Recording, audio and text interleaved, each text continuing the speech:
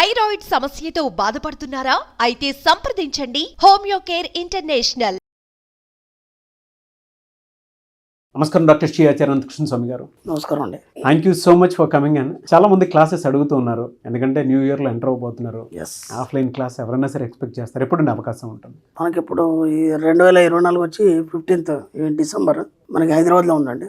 అలాగే మనకి 22nd special class ఇంతకుముందు కూడా చెప్పుకున్నాం మనం. స్పెషల్ క్లాస్ చాలా రష్ ఉంది, తొందరగా ఎన్రోల్ చేసుకోవాలి. 29 డిసెంబర్ వచ్చి మనకి అనంతపూర్లో ఉందండి. ఓకే. అలాగే 26 జనవరి 25 వైజాగ్లో ఉంది. 2nd ఫిబ్రవరి మనకి తిరుపతిలో ఉంటుంది. అలాగే 16th ఫిబ్రవరి మనకి బెంగళూరులో ఉంటుంది. 2nd మార్చ్ 2025 మాత్రం విజయవాడలో ఉంటుంది. అలాగే మనకి జనవరి 5వ తారీఖు దుబాయ్లో క్లాస్ ఉంటుంది. ఈగర్లీ వెయిటింగ్ ప్రతి class. Yes. So coming to subject 677 money Mantra video. ఈ వీడియోలో ఏం చెప్తున్నారు, ఎందుకంటే ఈ రోజుకి కూడా ఈఎస్ పై ఈఎస్ పాస్ అవుతూనే ఉంటుంది, కానీ ప్రతి దాంట్లోనూ ఒక సరికొత్త సబ్జెక్ట్ని చెప్తూనే వస్తూ ఉన్నారు. ఇవాళ మనీ అట్రాక్షన్కి సంబంధించినటువంటి ఫస్ట్ బ్రాండ్ నేమ్ ఏదైనా ఉంది అని అంటే మనీ మంత్రకి డాక్టర్ శ్రీ ఆచార్య అనంతకృష్ణ స్వామి గారు. సో ఈ వీడియోలో ఏం చెప్తున్నారు? మనకేంటంటే మన సబ్జెక్ట్లో మనం ఏం చెప్తామంటే కళలు అనేది కనాలి. మనం కళలు కనాలని చెప్తున్నాం. మనం ఎంత వీలైతే అంత కళలు కనాలి, అవి అన్ని చూస్ చేసుకోవాలి. ఎందుకు కళలు కనాలంటే ఇప్పుడు మీరు ఒక కోరిక ఉండిపోయింది. కామి కానివాడు మోక్ష కామిగాడు అని మాకు చెప్పబడింది. అంటే ఏవైనా సరే కోరికల్ని వాటిని తీర్చేసుకోవాలి మీరు. ఓకేనా? ఇక్కడ విచిత్రం ఏం జరుగుతుందంటే మీరు ఒక కోరిక కనుక మిగిల్చుకున్నారు ఈ జీవితంలో. ఎన్నో కోరికలు మనకు ఉంటాయి, అన్ని మనం సాధించుకోలేము. ఏదో ఒక కోరిక మిగిలిపోయింది అనుకోండి, ఆ ఒక కోరిక తీర్చుకోవడానికి ఇంకో జన్మ ఎత్తాలి. ఇప్పుడు ఇంకో జన్మ ఎత్తడం అనేది ఈజీయా, కోరిక తీర్చుకోవడం ఈజీయా కదా? కాబట్టి హాయిగా కోరిక తీర్చేసుకుంటే అయిపోతుంది కదా, సరిపోతుంది. ఎందుకంటే చిన్నప్పటి నుంచి ఎన్నో కోరికలు ఉన్నాయి. అలాగే ఇప్పుడు మన కొత్త కోరికలు కొత్తగా వచ్చినాయి మనకి. దాని మీద కూడా నేను లాస్ట్ టైం ఒక వీడియోలో క్లారిటీ ఇచ్చాను. చిన్నప్పటి నుంచి కోరికలు వేరు, ఇప్పుడు మనకు కొత్త వచ్చిన కోరికలు మనం ఎలా బేరేజ్ వేసుకోవాలి, వాటిని ఎలా మనం అధిగమించాలని చేయడం జరిగింది. కోరికలు తీర్చుకోకపోతే ఏమవుతుంది? ఇక్కడ విచిత్రం జరుగుతుందంటే ఎందుకు తీర్చుకోవాలి కోరికలు అన్నప్పుడు, కోరికలు తీర్చుకోకుండా ఏమవుతుంది, ఆ ఒక కోరిక మిగిలినా సరే దానికోసం ఇంకో జీవితం ఎత్తాలి. దాంతోపాటు ఏం జరుగుతుందంటే ఎప్పుడైతే నీ కోరికల్ని నువ్వు బలవంతంగా అణిచిపెడతావో అరిషడ్ వర్గాలన్నిటికీ విజృంభిస్తాయి.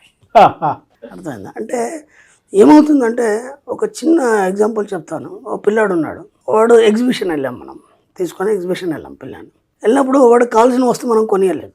ఓకేనా? ఇప్పుడు వాడి లోపల ఉన్న అరిషడ్ వర్గం అనేది విజృంభిస్తుంది. అంటే కోపం వస్తుంది, వాడికి చిరాకు వస్తుంది, గట్టిగా అరవడం కానీ, ఏదైనా ఉంటే చేతిలో గిరాటేయడం కానీ అయిపోయిందా.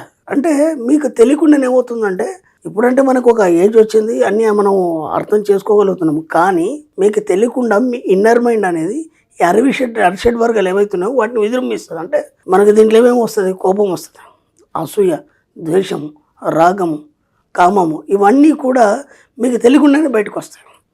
అది సమాజం మీద ప్రభావం చూపిస్తుంది, వ్యక్తుల మీద ప్రభావం చూపిస్తుంది, కుటుంబం మీద ప్రభావం చూపిస్తుంది. అలాగే నువ్వు ఎక్కడైతే నీ అట్మాస్ఫియర్ ఉందో అక్కడ కూడా ప్రభావం చూపిస్తుంది. మీకు తెలియదు, మీరేమనుకుంటారంటే ఏదో సమయ సందర్భాన్ని బట్టి నేను ఇలా కోపడ్డాను అనుకుంటారు. కానీ ఆ కోపానికి కారణం ఎక్కడో మీ యొక్క కోరిక తీర్చుకోలేదు కాబట్టి అది బయటకు వస్తుంది. ఇప్పుడు కోరికలు తీర్చుకోకపోవడం వల్ల మీకు తెలియకుండానే మీ యొక్క మానసిక స్థితి అనేది ఒక అలజడికి గురవుతుంది. ఎప్పుడైతే అలజడితో కూడినటువంటి మనసు ఏదైతుందో అది ఏది సాధించలేదు. కాబట్టి అలజడి అనేది ముందు తీసేయాలి. అలజడిలో ఈ అరిషడ్ వర్గాలు ఉన్నాయి కాబట్టి ముందు అలజడి స్టార్ట్ అవుతుంది. అలజడిలో సందర్భాన్ని బట్టి ఇవన్నీ కూడా బయటకు వస్తాయి మనకి. కాబట్టి వీలైనంత మటుకు ఏం చేస్తారంటే మీ కోరికల్ని హాయిగా తీర్చేసుకోండి. ఎందుకు తీర్చేసుకోవాలి? ఆ కోరిక తీరడం వల్ల ఏమవుతుందంటే మెల్లిగా ఇవన్నీ కూడా మీకు ఎక్కడ ఉంటాయంటే మీ యొక్క అనాహత చక్రమైనటువంటి 4th సీల్లో ఉంటాయి అవి. ఇప్పుడు మీరు ఒక్కొక్క కోరిక తీర్చుకున్నప్పుడు ఆ అరిషడ్ వర్గాలన్నీ ఆ యొక్క అనాహత చక్రం నుంచి విసిరివేయబడతాయి. అవి ఒక్కొక్కటిగా విసిరివేయబడతాయి. ఎప్పుడైతే విసిరివేయబడతాయో ఇది ప్యూరిటీ సంతరించుకుంటుంది. ఎప్పుడైతే ఇది ప్యూరిటీ సంతరించుకుంటుందో అప్పుడు మీరు కోరుకునేవన్నీ వచ్చేస్తాయి. ముందు కోరికలు తెచ్చుకునే ప్రయత్నం చేయండి. దాంట్లో ఏమవుతుందంటే మీకున్నటువంటి అరిషడ్ వర్గాలు ఏవైతున్నాయో ఒక్కొక్కటిగా దూరం అయిపోవడం అనేది మొదలవుతుంది. ఎప్పుడైతే ప్యూరిటీ సంతరించుకుందో మీరు చిన్న పిల్లల్లా మారిపోతారు. ఎందుకు నేను చెప్తున్నానంటే మొత్తం హోల్ బాడీ చూసుకుంటే, షట్చక్రాలు చూసుకుంటే మనకు కేవలం అనాహత చక్రం మాత్రం మన కోరికలు తీరుస్తుంది. ఎందుకు తీరుస్తుంది అంటే అది ఎప్పుడు ప్రేమతత్వంతో కూడి ఉంటుంది. అందుకే అది హృదయానికి దగ్గరగా ఉంటుంది. మనం ప్రేమను కూడా మనం ఎలా సూచిస్తామంటే హార్ట్ సింబల్తో సూచిస్తాం. అందుకని అది హృదయానికి దగ్గరగా ఉంటుంది. ఎమ్మట ఏం చేస్తుంది? నువ్వు హృదయానికి ప్రేమతత్వాన్ని అది ప్రసరింపజేస్తుంది. అప్పుడు ఏమైపోతుందంటే నీలో ఒక సాత్వికత అనేది ఏర్పడుతుంది. ఎప్పుడైతే సాత్వికత ఏర్పడుతుందో నువ్వు తత్వమసి అయిపోతావు. అంటే తత్వమసి అంటే నువ్వే అంత, అంటే మొత్తం ఈ సృష్టి అంతా నువ్వే అయిపోతావు.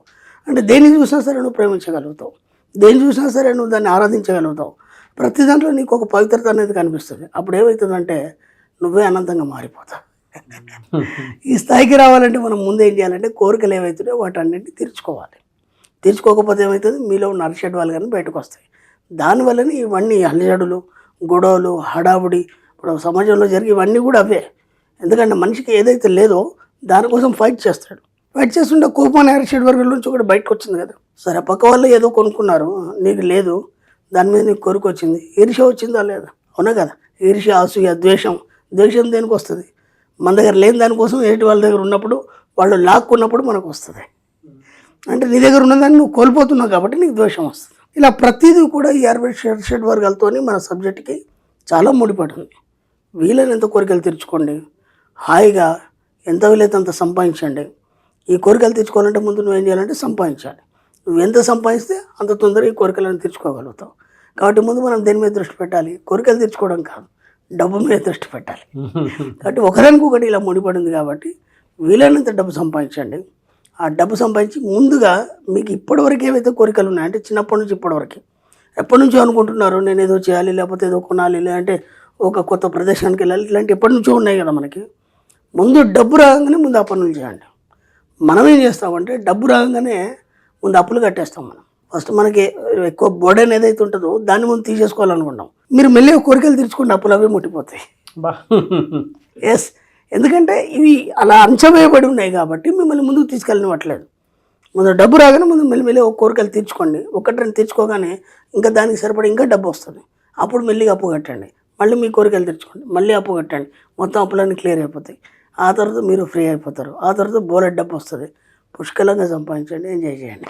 అరిషడ్ వర్గాలు, సాత్వికత, తత్వమసి, ఎస్, వీటన్నిటి నుంచి ఒక కామన్ ఎమోషన్ పుట్టుకొచ్చేది ఏదైనా ఉంది అని అంటే మనలో ఉండేటువంటి కోరికల్ని మనం ఎంజాయ్ చేయాలి అనుకుంటే దానికి డబ్బు కావాలి. డబ్బుగా సో ఈ సబ్జెక్ట్ అంతా అటేపు టర్న్ చేస్తే డెఫినెట్గా మీకు ఆ సక్సెస్ వస్తుందని చెప్పడానికి బెస్ట్ ఎగ్జాంపుల్ అండి. ముందు నేర్చుకోవడానికి చాలా ఎక్కువ ఉండేటువంటి విషయాలు ఉన్నాయి. మీకు ఎక్కడి నుంచి వస్తుందో తెలియదు కానీ అనర్గళంగా వచ్చేస్తూ ఉంటుంది. నాకు అసలు చాలా ఇన్స్పైరింగ్ అనిపిస్తూ ఉంటుంది. అంటే నేను అనేది ఏంటంటే అండి, మనము డబ్బు సంపాదించడం అనే దానికి చాలా స్కిల్స్, బోలెడు క్లాసెస్ ఉన్నాయి, అంటే బిజినెస్ స్కూల్స్ ఉన్నాయి, అంటే వ్యాపారాలు చేయడానికి బోలెడు ఉన్నాయి. అవన్నీ కాదు, అసలు డబ్బు ఎందుకు రావట్లేదు, ఫస్ట్ మన దగ్గరికి డబ్బు ఎందుకు రావట్లేదు అన్నదాని వెనకాల ఇవన్నీ కారణాలు ఉన్నాయి. డబ్బు మన దగ్గరికి ఎందుకు రావట్లేదు అనే దాని మీద మనం స్టార్టర్ నుంచి బోలెడు చెప్పుకున్నాం. ఫస్ట్ డబ్బును ప్రేమించాలనుకున్నాం, ఓకేనా. తర్వాత డబ్బును ఆరాధించాలనుకున్నాం, ఓకే. డబ్బును ఎప్పుడు మన స్నేహితుల్లాగా చూడాలనుకున్నాం, ఓకేనా. అంటే ఇప్పటిదాకా అవి చేయలేదు కాబట్టి డబ్బు రాలేదు అనుకున్నాం.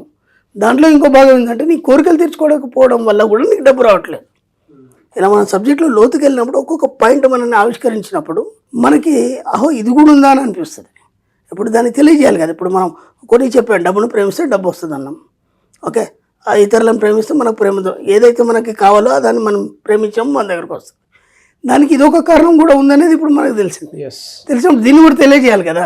ఇప్పుడు వాళ్ళు డబ్బును ప్రేమిస్తున్నారు, మిగతా మనం ఇప్పటిదాకా చెప్పిన అన్ని చేస్తున్నారు, అయినా వాళ్ళకి ఇంకా కొందరి దగ్గర స్టక్ అయిపోతుంది. డబ్బు రావడం కానీ, లేకపోతే వాళ్ళ యొక్క ఆనందమైన జీవితం కానీ ఇవన్నీ స్టక్ అవుతుంటే జీవన క్రమంలో మార్పులు వస్తున్నాయి. రెండో జీవన క్రమంలో స్తంభించిపోతుంది. రెండు జరుగుతున్నాయి ఇక్కడ. కొన్ని జరుగుతున్నాయి, కొన్ని జరగట్లేదంటే నీ జీవన క్రమంలో మార్పు ఏదైతుందో స్తంభించిపోయింది.